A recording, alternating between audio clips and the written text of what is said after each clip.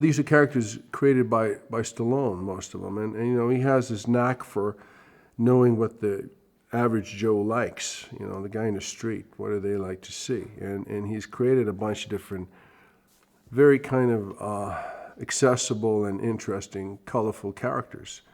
And they're kind of working class characters, even though, you know, we hear Gunner went to MIT before something snapped up there, but you know, they're generally speaking fairly accessible. I think it's great that we have all these new names and you know, a lot of great actors, you know, that will add another layer to it. And first of all, you know, as part of the cast, you know, you're challenged by guys like Wesley or Harrison, you know, because if you're doing a scene with them, you gotta work on it a little more. You feel like you gotta live up to something, you know. I think also for the audience it's interesting because guys like Wesley, especially Harrison and Mel Gibson, they have a different audience. They bring another audience into this franchise, perhaps, that can be kind of interesting, you know, and cool.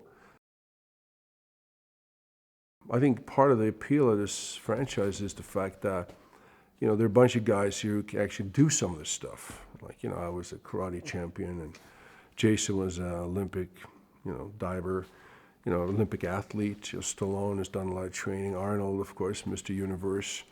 You know, Terry, football player. We got the MMA champ over there, Randy. And not to speak of the new guys, boxing champion, female MMA champion. And we got a lot of people with real skills.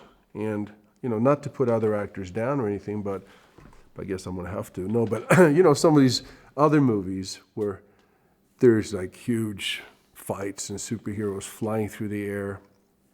I mean, I think people, they know inside that you can't do that stuff. And those actors don't really do that. But I think in this case, when Terry picks up a 100-pound Gatling gun, you know, with one hand, that's him doing it. And I think that adds a certain reality to it. And I think the audience likes that. You know, they want to feel like, hey, our guys can do this.